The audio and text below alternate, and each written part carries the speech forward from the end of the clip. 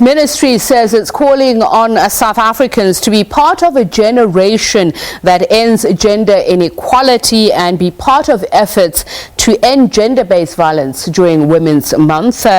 We are joined now by Mmabatho Ramagoshi, who is Special Advisor at the Department of Women, Youth and Persons with Disability, to talk a little bit more about the Women's Month message sent out by the Ministry. A very good evening to you, and thank you so much for speaking to us.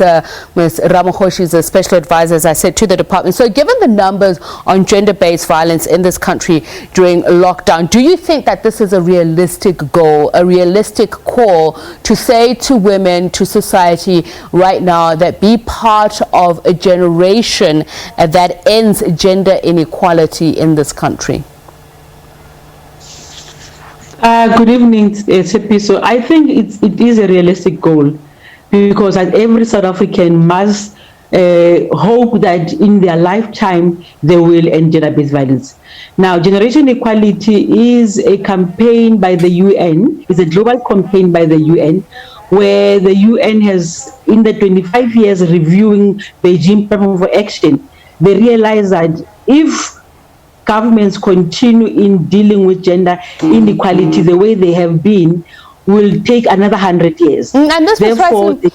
And that's precisely my point, because I'm wondering what will change now in 2018, not necessarily saying that it was the first time that it happened, but already it was being said that we are a nation at crisis due to gender-based violence and femicide. There's been so many action plans in Bezos, so many policy directives that have been promoted as bringing an end to the scourge. So how can we have faith that saying this will actually make it happen?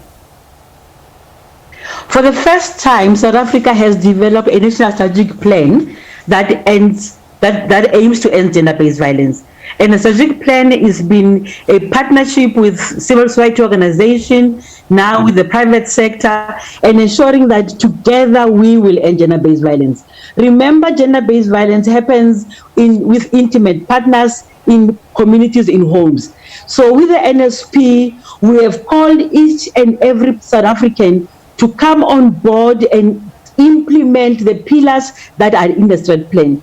And we have seen such people coming on board from civil society organizations, men's groups, traditional leadership, religious leadership, including the private sector, who are going to implement the different sections of the pillars. We've got 6 pillars, and in the 6 pillars, the first pillar that talks about leadership and accountability. We've got people who are experts in that. And we are saying we're not going to come with a program that comes from national to the province. We're building community-based structures that will even go to the street level, so that from the street level, everybody knows somebody who's abusive. However, before we used to turn a blind eye. So we're saying the president has made a call and say all South Africans must come on board.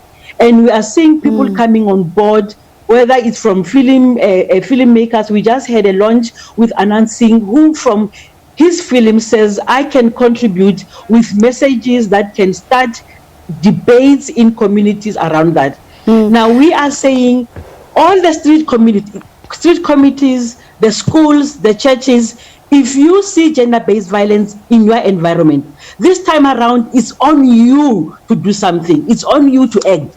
Because more often than not, government come out after the abuse has happened. So we want to ensure that we prevent it.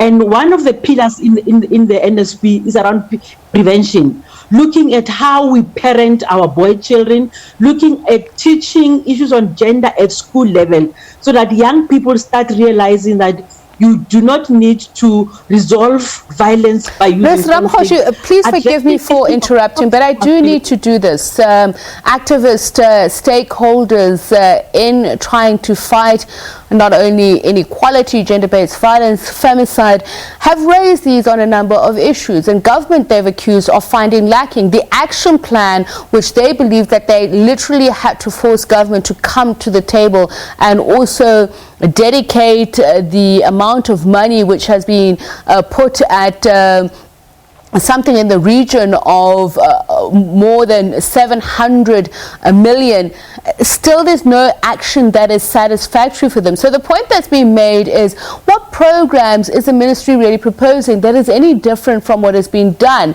And the criminal justice system, the president himself acknowledging it, that it's a problem, and he said things like, we need street committees, which you've mentioned, the fact that bail must be revoked, yet these things continue to happen. So what I'm asking is, how do you give South Africans faith that we're turning the corner with the policy proposals that we're making and the fact that they will be implemented?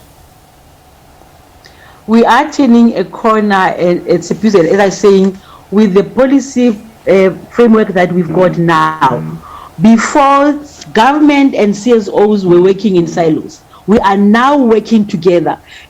As I'm speaking now, when I was saying each and every pillar has people working on it with key activities. If it's around issues of communication, we now have GCIS, Brand South Africa as leading, but we have private sector like Microsoft, Google, who have now said we will bring also our resources to assist you. We are developing a heat map where it will be able to identify in the community level where gender-based violence is happening, the reaction with the police, and how fast that has been happening. So it's no longer government working alone at the corner and civil society, but together we are bringing all resources under one roof to tackle gender-based violence, because we realize that we could not do it on our own. So this is different than before. And the policy that I'm talking about is a policy that has been developed jointly by government and civil society organizations. Okay, so what would you be prioritizing then going forward? You've mentioned these 6 pillars, you've